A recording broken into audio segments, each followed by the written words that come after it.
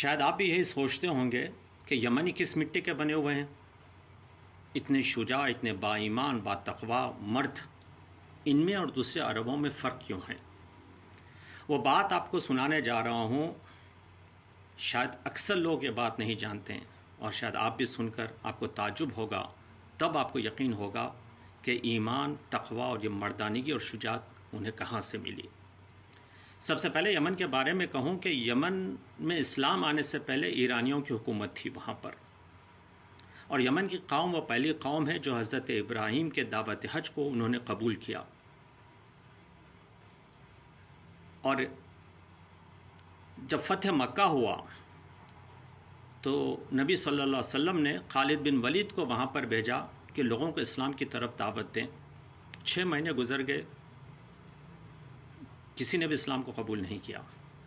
نبی بہت ناراض ہوئے، اس لیے کہ نبی کو آئندہ کے بارے میں خبر تھی کہ یمنیوں کا مقام کیا ہے. پھر انہوں نے امام علی کو بھیجا.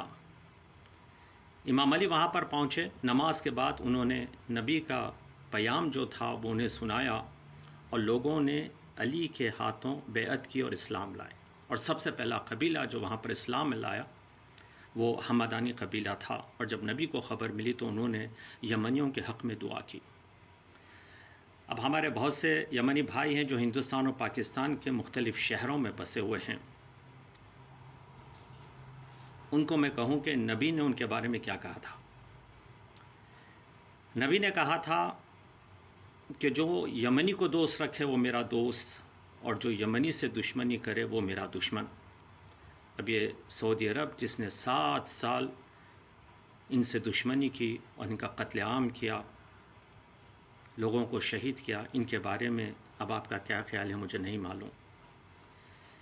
اور ایک جگہ پر نبی نے فرمایا کہ ایمان یمنی، مرد یمنی، میں بھی یمنی. انہوں نے کہا میں بھی یمنی. اب رہی وہ آخری بات جو میں آپ سے کہنے جا رہا ہوں، اگر یہ بات بن سلمان سے کہہ دیتے، انہیں خبر مل جاتی تو 7 سال وہ حملہ نہیں کرتے یمنیوں پر. اور آج اگر ٹرمپ کو خبر ملتی کہ یمنی کون ہیں تو وہ بیہودہ حملہ نہیں کرتا ان پر. یمنیوں کو کبھی بھی ہرا نہیں سکتے آپ، وہ آپ کے سامنے کبھی گھٹنے نہیں ٹیکیں گے ظالموں کے سامنے. ہم ہمیشہ کربلا والوں کو یاد کرتے ہیں، اور جب کبھی امام حسین کو سلام دینا چاہتے ہیں تو اپنے سینے پر ہاتھ رکھ کے کہتے ہیں السلام علی الحسین وعلی علی ابن الحسین وعلی اولاد الحسین وعلی اصحاب الحسین، یعنی حسین کے اصحاب. اور امام حسین نے کہا تھا کہ جو اصحاب مجھے ملے ہیں وہ کسی نبی کو نہیں ملے. حسین کے اصحاب وہ تھے جو عاشور کے شب کو امام حسین نے چراغ گل کیا، اندھیرا کیا، اور کہنے لگے کل سب کو مرنا ہے، جس کو جانا ہے یہ اندھیرے کا فائدہ اٹھا کر چلے جائے. کوئی انہیں نہیں دیکھ رہا ہے، آنکھوں میں شرمندگی نہ ہو کہ یہ حسین کو چھوڑ کر جا رہے ہیں. جب چراغ کو روشن کیا تو جو لوگ بچ گئے تھے یہ وہ لوگ تھے جنہوں نے امام سے کہا کہ اگر ہمیں قتل کیا جائے، ہمیں ٹکڑے ٹکڑے کیے جائے، گھوڑوں کے ٹاپوں کے نیچے پائمال کیا جائے، مسلح کیا جائے، ہمیں پھر زندہ کیا جائے، پھر اسی طرح مارا جائے، اگر 70 بار ہمیں اسی طرح زندہ کر کے مارا جائے پھر بھی اے حسین ہم تیرا ساتھ نہیں چھوڑیں گے. اب میں حسین کے اصحاب کے بارے میں کہنا چاہتا ہوں جس پر ہم سلام بھیجتے ہیں.